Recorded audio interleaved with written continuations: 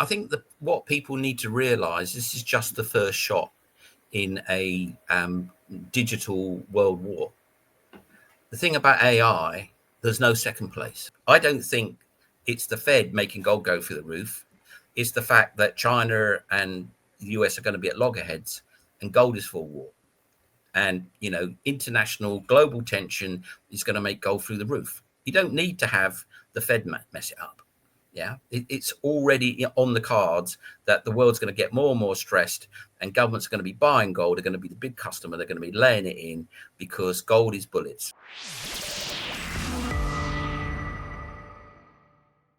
Hello and welcome back to Soar Financially, a channel where we discuss the macro to understand the micro. My name is Kai Hoffmann. I'm the @JR Mining guy over on X. And of course, if you haven't noticed by now, I'm the host of your channel. And I'm really looking forward to catching up with Clem Chambers. Today is a really important day. We're recording this on Monday, January 27th. And lots happened over the weekend. We've had Deepseek come out with a big announcement and announcing their AI model. And it's really thrown the markets into a tailspin. Like, it's really crashing. Nvidia is down double digits. The S&P 500 is down by 2%. Nasdaq is down 3.5%. We could call it a Black Monday, really. And we'll catch up with Clem about what this means. What are the implications? Why is the market reacting like this? Is this the black swan the market needed or it was looking for? So lots to discuss. And on top of it all, it's a big macro week. We have the Fed. We're getting core PCE data. There's some ISM numbers coming out. So lots and lots to talk about with Clem. We'll all try to squeeze it into about 45 minutes. So stay tuned and get your pencils sharp and take some notes. It is going to be interesting. Before I switch over to my guest, there's a subscribe button here somewhere. We do appreciate it. It's a free way to support us. Thank you so much for doing that. Now, Clem, it is great to have you on the program. It's good to see you again. Happy New Year, health and wealth. I'm going to say it for 3 more days, by the way. So good to see you again. It's February. It's Valentine's Day almost. Yeah, some people are getting ready for Valentine's Day, but I'm still in January here, January 27th. So I'm saying it till the 30th. So, mind you, in Russia and Ukraine, it's Happy New Year. Perfect. No, it is like Clem. I told you before in the record, but we're probably going to put this episode out today on Monday, actually, because there's so much going on in the markets that we need to address. And let's start with the big one. Deepseek made headlines over the weekend. It's sending markets sharply lower. We've had valuations eradicated. I think Nvidia lost about $420 billion at some point, which is the biggest one-day loss in a stock. Like, what do you make of Deepseek and how is it impacting the markets? Clem? Well, I think that what people need to realize, this is just the first shot in a digital world war. The thing about AI, there's no second place. You can't have too much of it. So, if someone gets too much more of it than you've got to get more than them. So this is just the beginning. This is like Sputnik and start of the space race. So, they're not going to need any less Nvidia. They're not going to need any less AMD. They're not going to need any less AI hardware. This is just the beginning of that. But it doesn't mean the markets aren't fragile. It doesn't mean that, people aren't going to... Sorry, that was logical what I just said. That doesn't necessarily mean it's going to totally affect the market. But I personally, I'm not in this nosebleed stuff. I tend to steer clear of it. I'm a value investor. I like the cheap stuff and I sell it when it's not cheap anymore. I don't buy expensive stuff and hope it gets incredibly expensive and then don't sell it at all and hold it forever. That's not me. But what I do know is that AI, this is just the beginning, and there is no second place. People have to think about that. You can't have too much intelligence, and if you're the smartest guy out there, you win all, don't you? So there's going to be a technological battle. I don't want to really use the word war, but it will be a war. There'll be a technological battle over having the smartest AI, and this is the beginning of that, not the end. The thing also to think about, and I think this is actually really fantastic news, is AI can only work on what humans make. And humans make information and AI takes it and turns it into AI. It can't take AI, I mean, not classically anyway, and turn that into intelligence. because AI can't invent its own stuff. It has to be kind of invented by us. Unless you've got robots going around the world poking things and seeing what happens, it relies on human knowledge and human inputs. Now, if you look at two things, first off, English has less entropy than Chinese. So Chinese language is not much, but about a third to 50% harder to use for AI because of the way the language works. So a Chinese AI has to work in terms of a large language model quite a bit harder to do its thing. Now, the other thing it has to do is it has to have a lot of input. It has to have good input. It has to have the truth. You can't pump lies into AI and get it to make the truth. You can't get it to be intelligent if you pump in stupidity. And if you look at somewhere like China, they have heavily censored and moderated data sets because there's certain things you can't say. In fact, lots of things you can't say in China. So they won't have the data for AI to work on to be smart. So actually, an AI battle will force people who are battling either to steal the data off each other, which will obviously happen, or to let their people free to generate valid data to train their AI on. So that's quite interesting. So if you've got, North Korea, I mean, what are they going to feed their AI models? Nothing, right? Because you're not allowed to say anything there. If you say the wrong thing, they shoot you. So countries that have a limit on freedom and have a limit on, inconvenient truths are going to be at a big disadvantage in a lot of AI.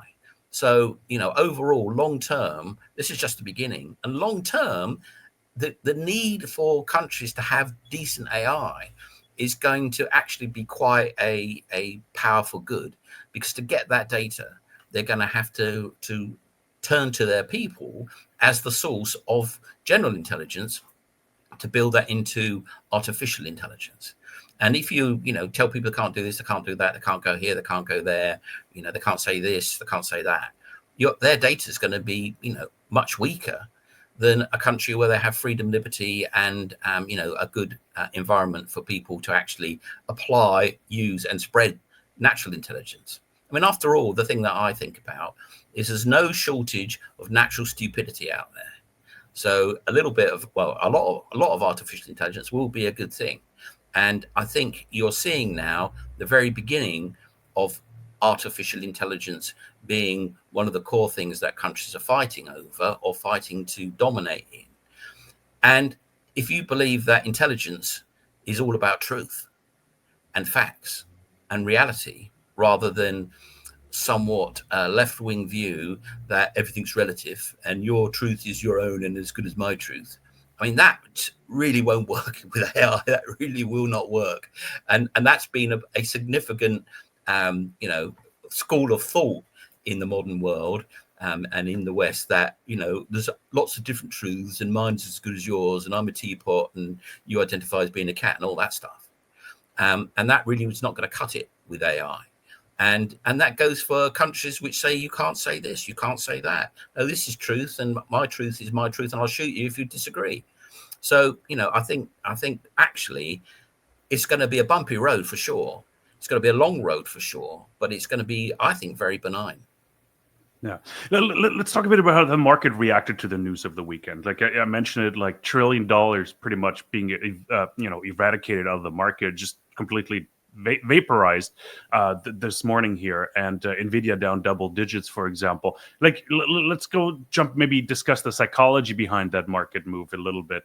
I think we can sort of agree on that it's a bit of an overreaction to a degree, especially on Nvidia. We still need the hardware, but psychology-wise, like what does that move mean in the markets today? Well, I'm not a big fan of psychology.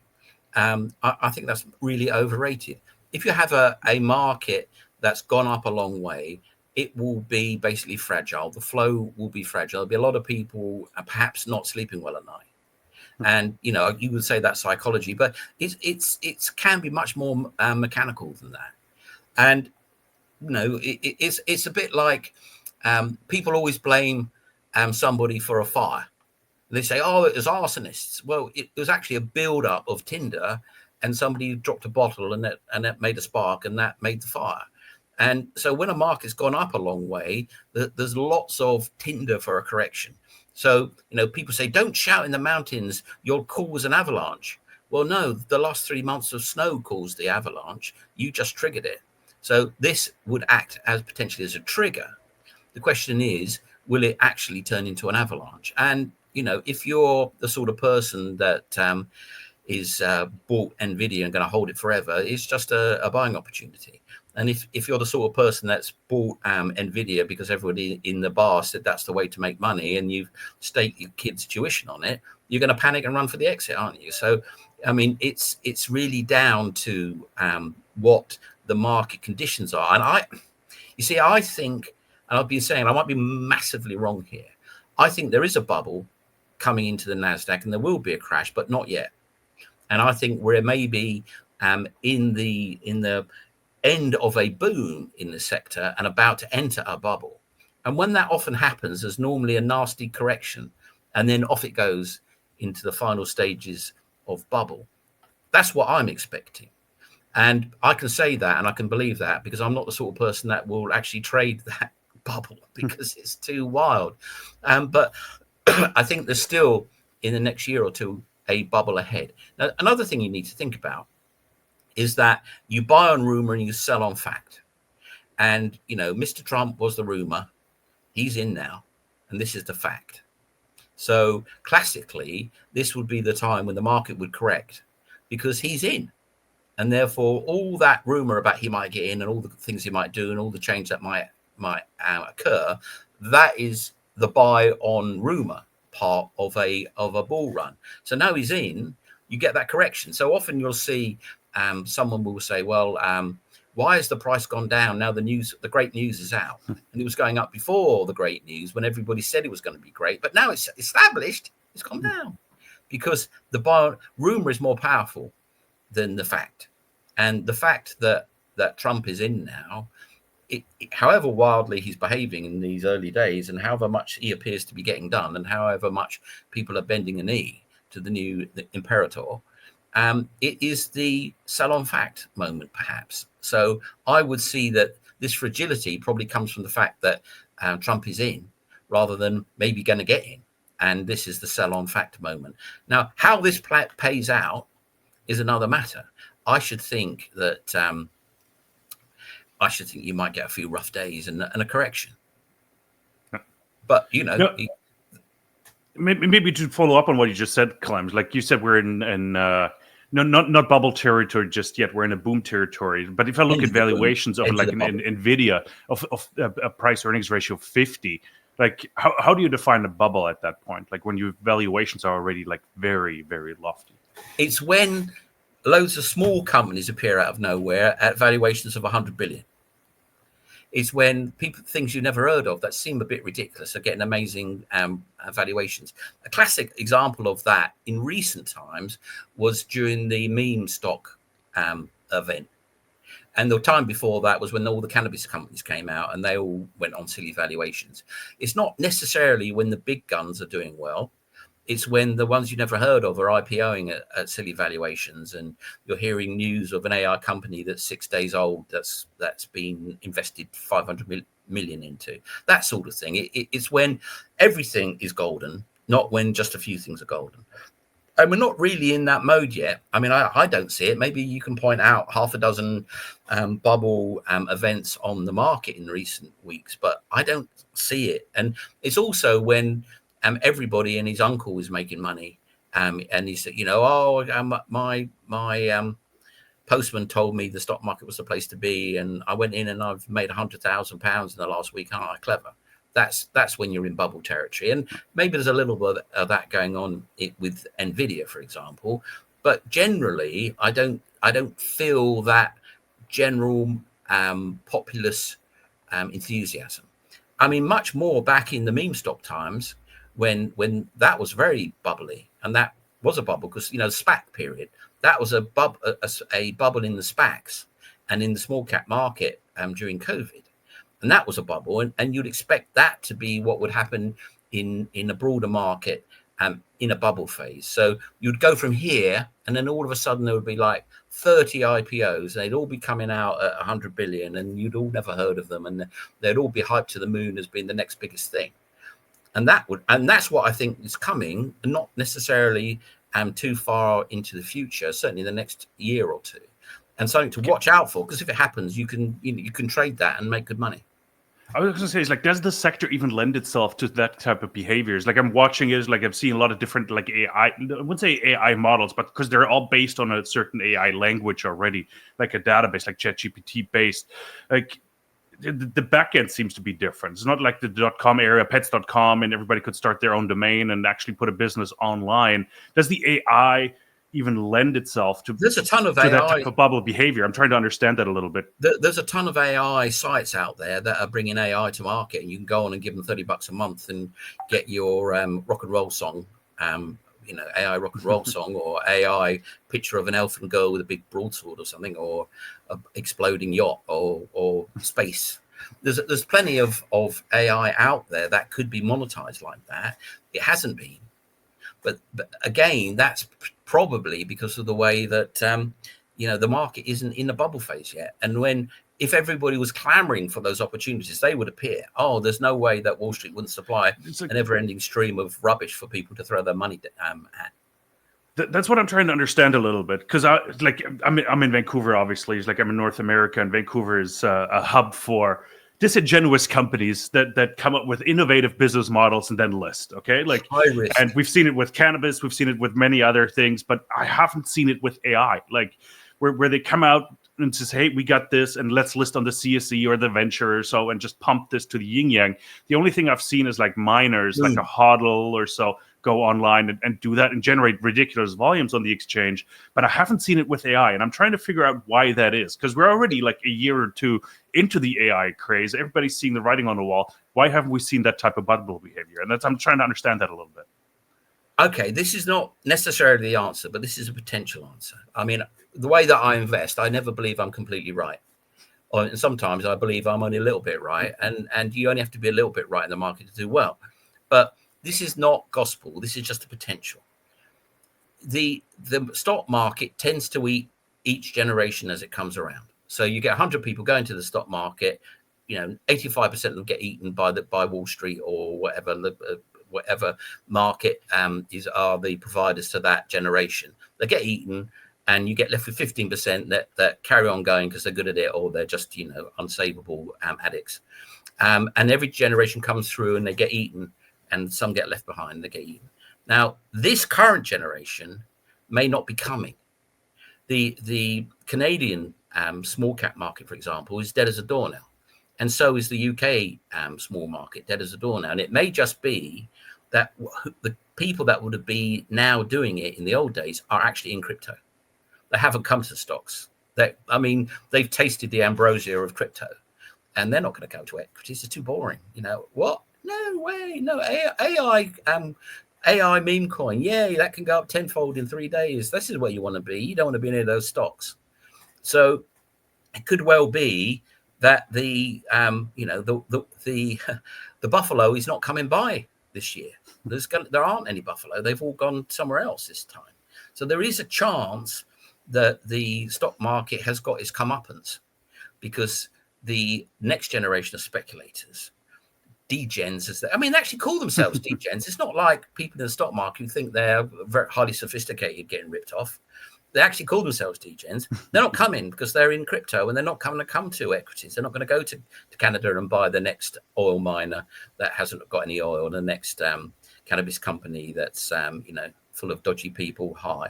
They're just not going to be there. They're going to be buying Dogecoin or Trump coin or Cat with a Hat or whatever it is, or AI agent tokens on Solana and places you never heard of. So I've got a sneaking suspicion that has actually kind of pulled the legs out of the small, crazy Canadian stuff and the AIM stuff in London. But when it comes to the big stuff, that's a different matter. I mean, the money for what happens is governments push money into their economies through equities and real estate. Yeah, because if you push money, if you give people that haven't got money, they spend it Of course they do, because they not only do they need to spend it, but one of the reasons they haven't got any is that they enjoy spending it. But if you push that money into the rich, they put it in the bank and, get hardly any interest on it. And that money trickles down. They've got houses go up in value. When they drop dead, they leave it to their children, etc. It's a trickle down. It's not a run down to the supermarket and buy liquor. I mean, during COVID, where I was, because of the handouts, all the liquor sold out and all the beer was in stock. Whereas before, because the people in that ilk could afford beer and cheap wine, but they couldn't afford liquor. But because they got a handout, they upgraded to liquor. Boom, and all the liquor was out of stock. So that will cause you, inflation in liquor.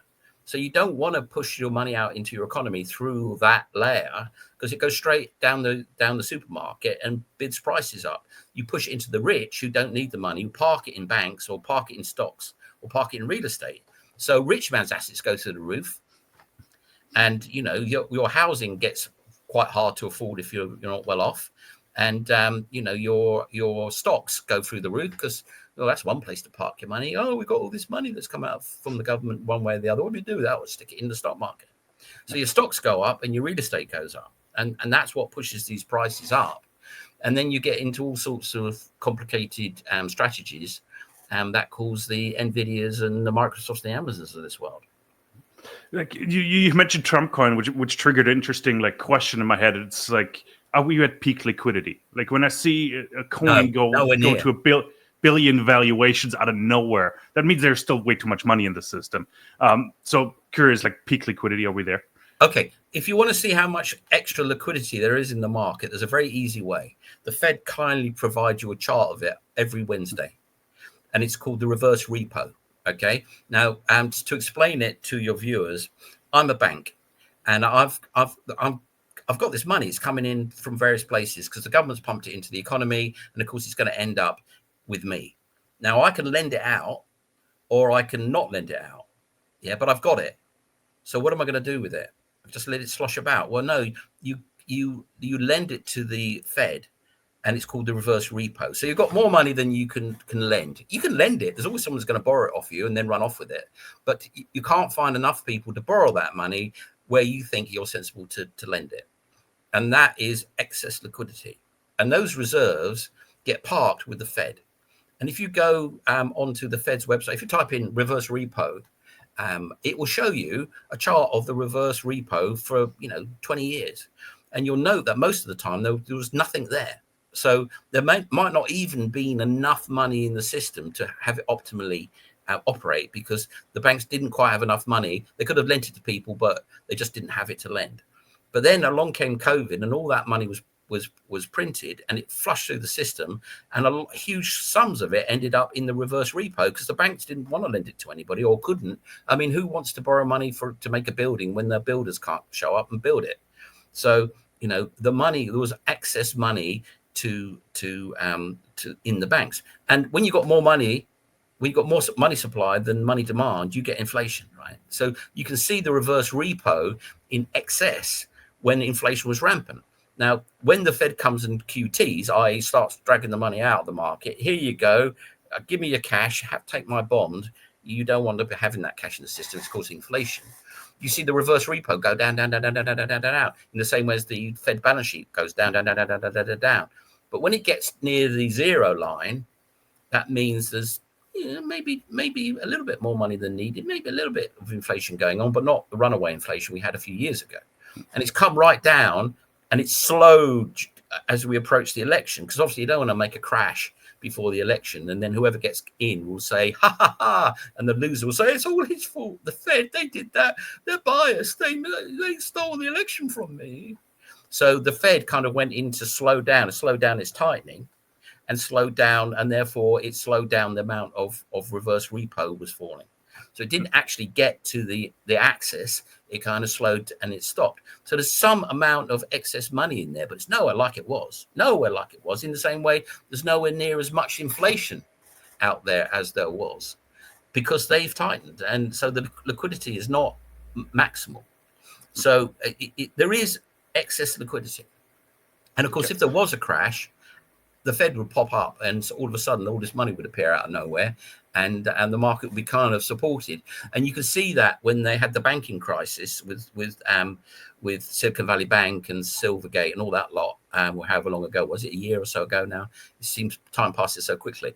The Fed's balance sheet was going down, and suddenly that happened. Whoop, up it went, and then when it all the dust cleared, off down it went again.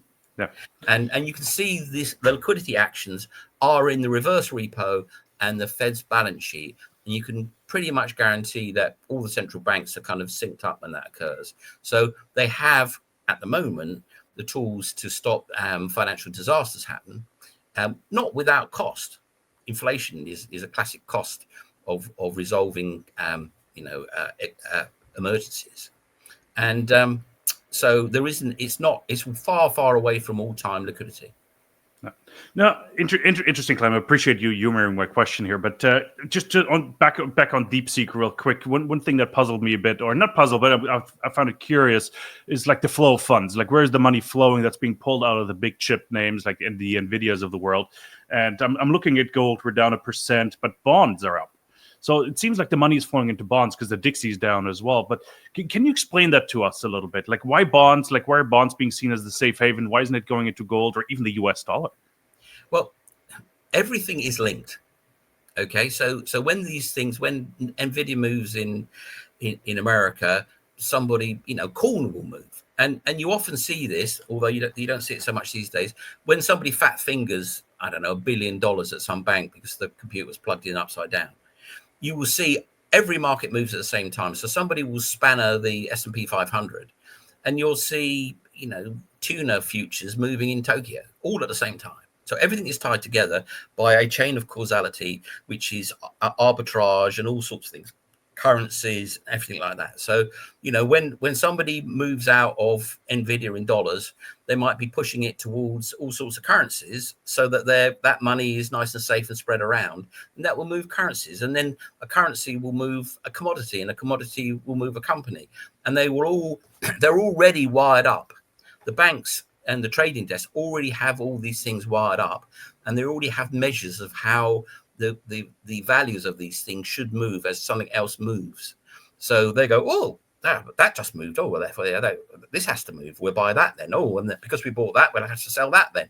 And it will cascade through all the instruments there are in all the markets that are live.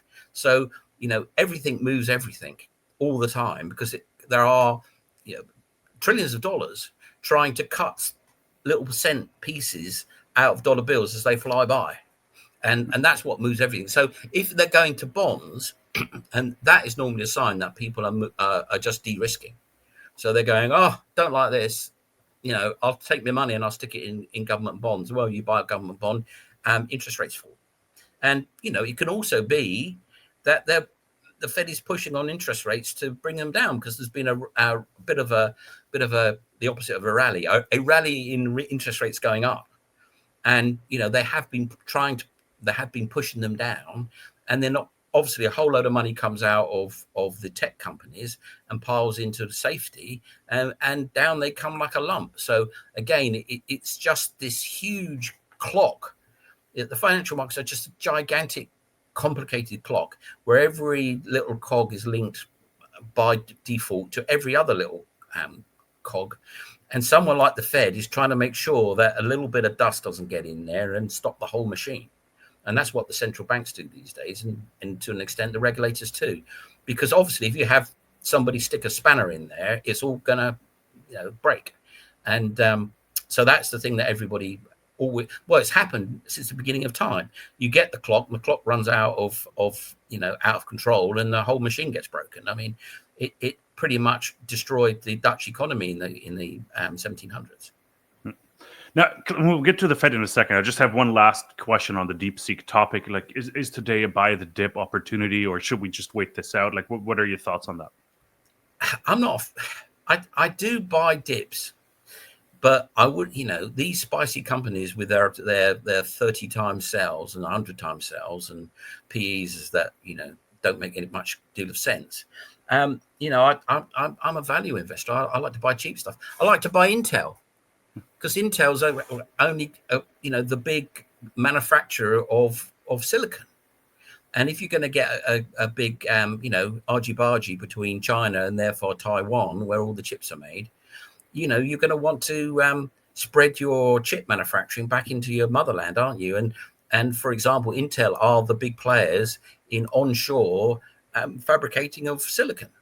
And there they are on their back, cheapest chips, so to speak. So that's where I look for. And, I think Intel's up today.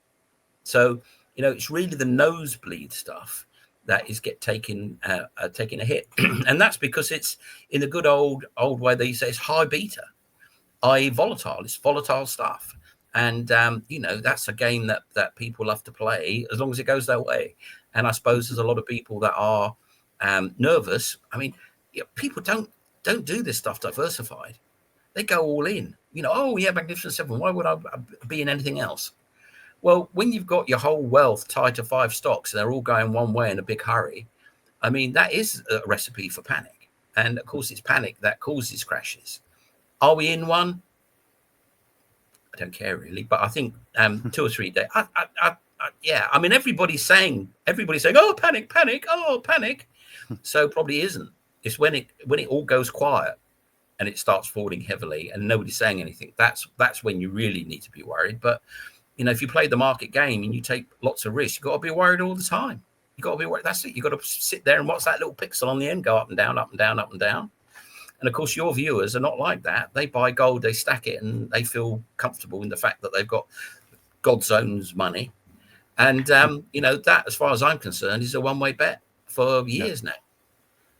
I just read a tweet here on X and said, Deepseek has dismantled the hype in tech and AI. The era of commodities is here. Buy hard assets. Like, is that maybe a bit too much, too strong? I think that when you think about what AI means, it means a hell of a lot more than hard commodities.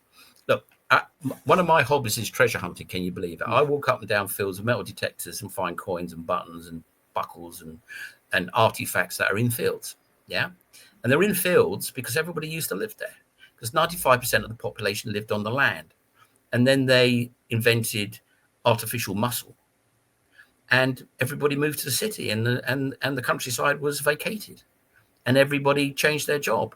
2.5% of the people work on the land now, not 95%. And that occurred over a 200-year period because they invented artificial muscles. Well, now they've got artificial brains, and that's going to do the same. It's going to change everything. And, it's just gigantic, because imagine you didn't have a car, you had to walk everywhere rather than have artificial muscles carrying you. I mean, it's a completely different world. And when you've got an artificial brain to carry you everywhere, I mean, the sky is the limit. But it's a huge change. And AI is energy. Absolutely, that's all it is. AI is energy. I can't remember how many watts a brain is. It's not that many. But AI is a lot of watts for your increased intelligence. Yeah. And just for a moment, remember when you were at school and they were teaching you a subject, you didn't like the teacher because the teacher was a bit of an unpleasant type and he was shouted at you.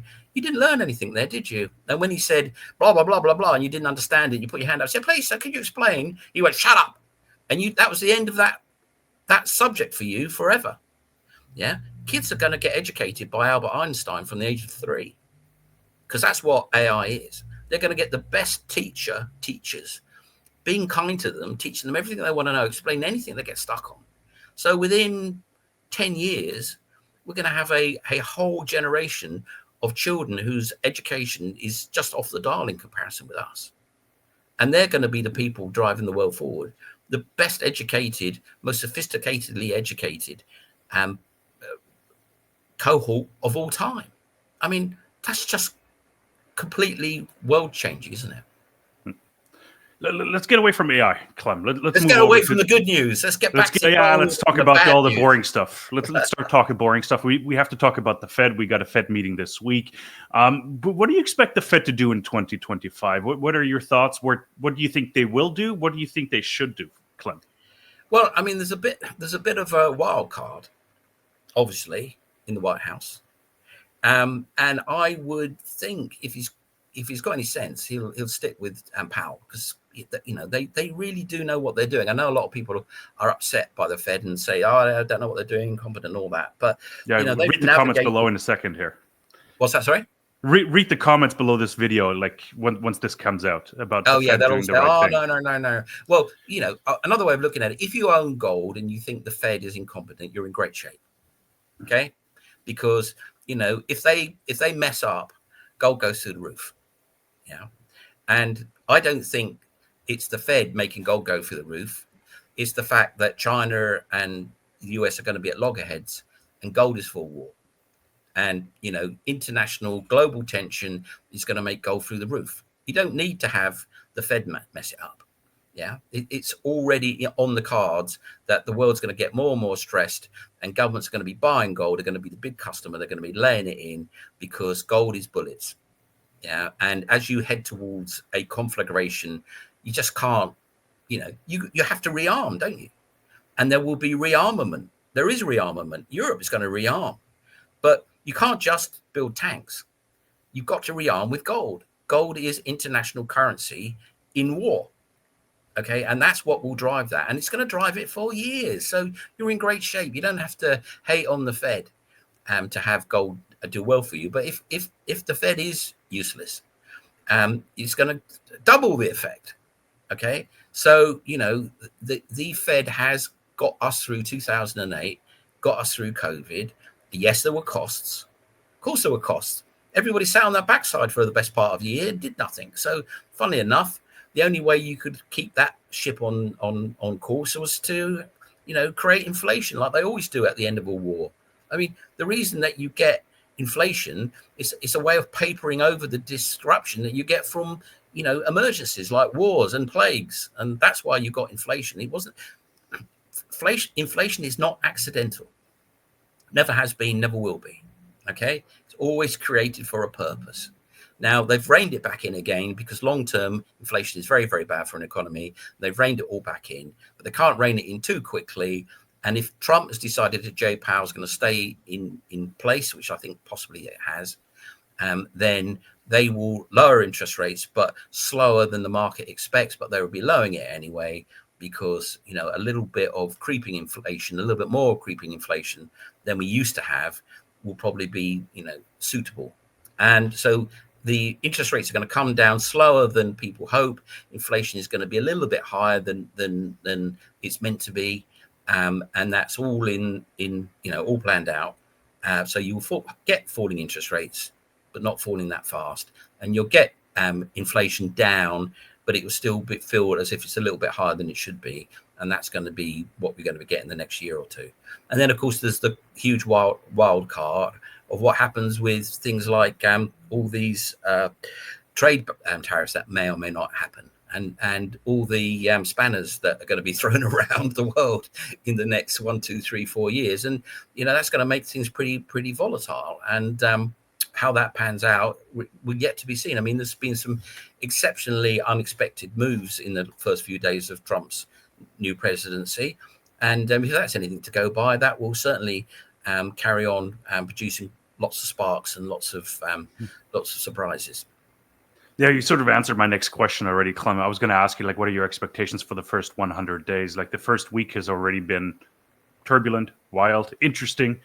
Just the executive order signed and the strong arming of Colombia to take asylum seekers back has been an interesting development already within the first 7 days. What else do you expect to happen here over the next 93 days now here, Clem? Well, if you were an options trader, you would say this is either very, very good or very, very bad, because this is clearly a highly volatile future.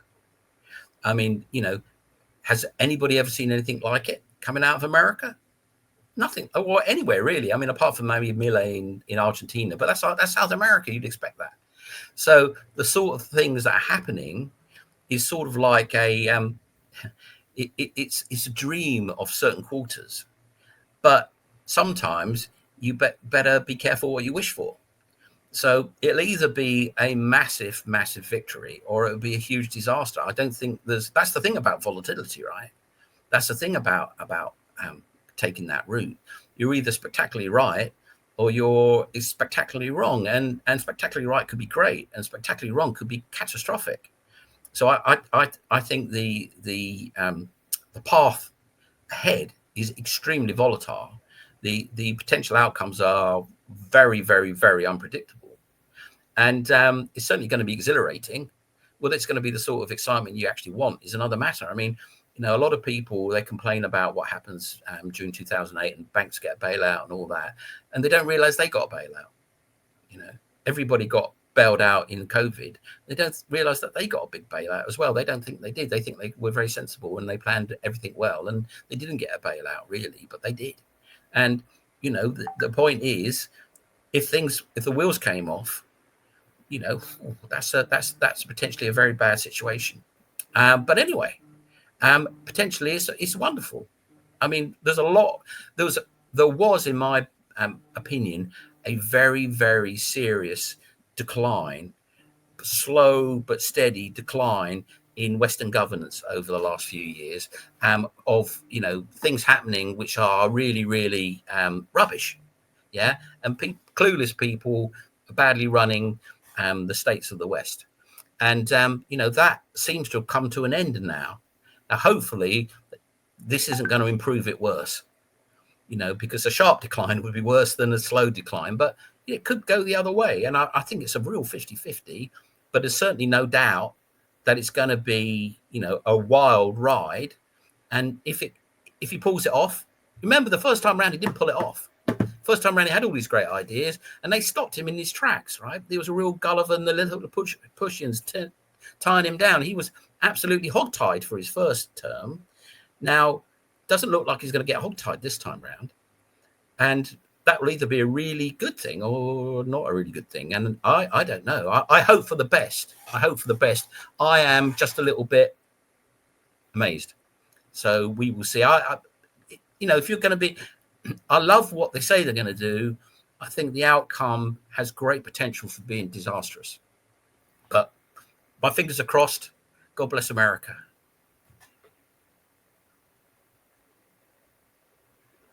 Now your audio's gone, Kai. I muted myself because I was coughing. I do apologize. No, we do need the U.S. to do well, so the rest of the world does well in that regard, in the financial market perspective. Clem, last topic I need to tackle with you here is gold versus Dixie, or gold versus the U.S. dollar, and just the move in the last, let's say, 2 weeks here in the gold price. Was that just a function of the dollar weakening again? We've seen a big drawdown from about 110 to down to 107, one of the bigger losses in the Dixie here in a long time. Or is there more to it? Is it just a technical reaction, or is there more to it? I come back to this over and over again, because for me it's a very simple, very perfect model. Okay, what is the use case for gold? Now, a lot of people traditionally will say, well, it's real money, it's going to make a comeback, and everyone's going to be walking around with silver dollars and gold $20 and coins again, and it's all going to be remonetized and yada yada yada. And I say no, that's never going to happen. But does gold have a use case? Well, yes, it does. It has it in jewelry, and everybody loves a bit of jewelry, and India buys it for that, and etc. And not dentistry anymore. Yet for silicon chips and all that sort of stuff, it has a use case. But the question you have to ask yourself is, why do governments keep it in warehouses, large quantities of it at great cost? Why do they do that? Now, some people say, well, that's because they're going to remonetize it. They know it's God's money and they know it's coming back, and it's there because they're going to remonetize it. It's just a matter of time. And I say, no, it's there because gold is bullets. Gold is for war. So if you want to stop a war, say you're an English socialist, you sell your gold off. A country can't fight a war without gold. It doesn't have any gold. It can't fight a war, because what's it going to pay with?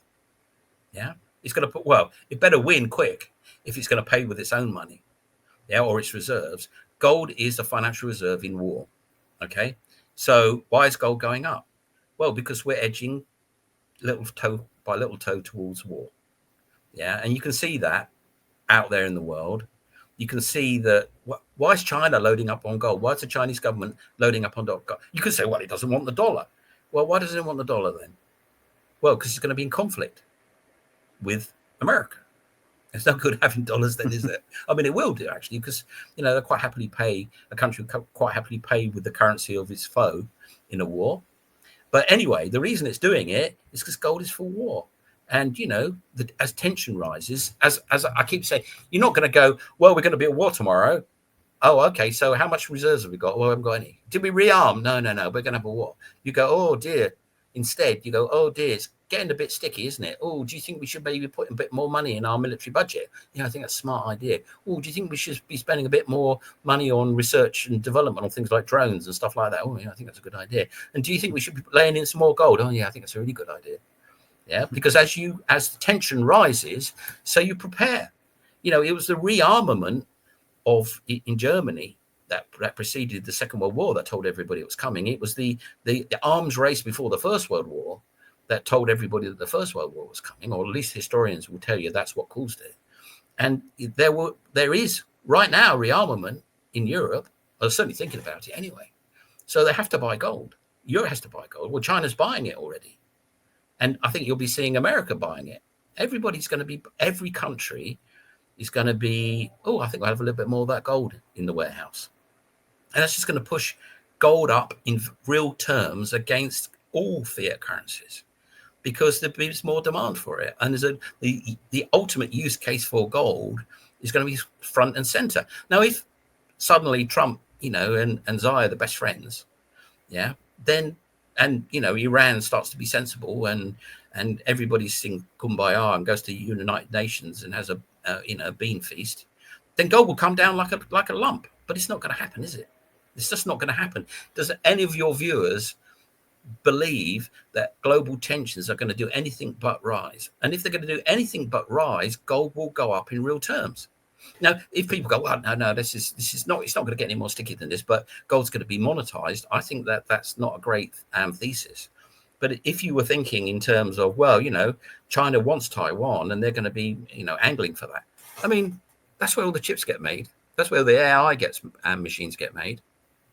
So, there's going to be many, many years of this geopolitical struggle between the two superpowers. China is now a superpower. It's no longer the unipolar world of America is the superpower. Russia's gone. It's only America. It's China now. And China is a big deal. And they are very different in political outlook. And they are not going to sit around and be like Europeans saying, hey, we should all be cool, man. Oh, yeah, there's just differences, but we should all just be like chilled. It's just going to buy gold, aren't they? Yeah, no, absolutely, Clem. It's like it's a weird world that we live in, and as you said, like tensions aren't calming down at all. So we'll see where this all goes. Well, it's an old world that we're back to. It used to be like this all the time. I mean, it's the history of humanity to run around and kill each other, and it's only been since the Second World War when it became so obvious that if we carried on doing it, we'd all end up in ashes. That people thought it was a good idea to stop it, and now all these years later, everyone's forgotten how horrific a war can be. That they're starting to think maybe, what was it that, Let's go back to it. That they said, give war a chance. They said that back after 2000 with, I think it was Rumsfeld said that during the Second Gulf War, give war a chance. And that shows you how far people got away from that solitary experience of the Second World War. Yeah, I don't know. It's like it goes against my understanding of the world, and like we got these things, and we can understand the world. We can look everything up, and yet we have wars. Like it's I don't get it. It's humanity. Like we don't need to go into that. Like it's the structure of power, and one of the main things that causes it is people look at maps. And when they look at maps, they go, oh, if only that corner belonged to me. Oh, look at that. It's over there. Oh, that's the wrong shape. That should be straight. Map thinking, I tell you, it's one of the causes of conflict. Absolutely. Clem, I tremendously enjoyed our conversation again this morning. Like really, it was focused obviously a lot on Deepseek as it is a bit of a game changer in the markets. I don't know. I'm using that term loosely. AI is a game changer in humanity. It's more than the internet. It's more than all the other things since the invention of the steam engine, the internal combustion engine. It's that big. It's that big. And people have to grasp that if they haven't already and think about that and think about the implications of that and how that's going to affect their life and their investments, because that is where the money is. The big money is. You see, the thing about scale, the scale of things is just going to go up. right? And the numbers are going to go up. The reason there are billionaires now, or 1,700 of them, is because the scale of the world has gone up. And therefore, the numbers have gone up. The Pareto distribution of the way things work means that some things are just gigantic. Well, when you shift that distribution again, well, I mean, the Industrial Revolution, there were 500 million people on Earth, and now there's 8 billion. That's because of artificial muscles. Well, what happens with artificial brain? It's a order of magnitude improvement, increase, change. And I come back to what it's going to do to the children, because they're going to be studying exactly what they want to and get all the answers immediately on a one-to-one tuition with the greatest mind that's ever been. And they're going to come out of that process, which starts now. So by the time, in 10 years' time, they're going to be in places at 14 that people in university are now at 25. Yeah. And there's going to be this whole cohort of incredibly educated people coming out there with artificial intelligence at their fingertips. That's going to change everything. Absolutely everything. Absolutely. Clem, where can we follow you, and where can we find more of your work, Clem? Well, I do a fair bit of writing on Forbes and Seeking Alpha. I've just started a new financial website called A New FN, and it's down there in the corner, I hope. And you can get on the guest list, because we'll be opening quite an exciting new kind of financial network soon. So if you get yourself on the guest list, you'll be amongst the first group of people that get to see it. And you can, I'm Clem Chambers on Twitter, and I don't post often, but when I do, it's normally something worth listening to. I don't go, oh, that's rubbish, that is. I just go, ooh, this is going to happen, or this might happen. Ooh, that's interesting. But so you can follow me on Twitter if you like as well. Fantastic. Clem, tremendously appreciate your time this morning. My morning, your afternoon. Tremendously appreciate it, and we'll have you back on soon and follow up on a few trends here. So thank you so much, everybody else. Thank you so much for tuning in here to Soar Financially. Bit of a special episode. We had to focus on Deepseek and the revelations of the weekend. Like, why is money moving the way it is? Like, why are people buying bonds instead of gold right now as we speak? And let me give the latest numbers as we speak here. Gold is down about 1%. The S&P 500 is down 1.5%. The Nasdaq 100 is down 2.5%. So a lot of turmoil. This is not as a Black Monday as it started out to be. It's recovering a little bit, but it's good to discuss and check some trends. Thank you so much for tuning in. Let us know how we did down below, and subscribe to the channel. It's a free way to support us. We tremendously appreciate it, and we'll be back with lots more. Thank you so much for tuning in.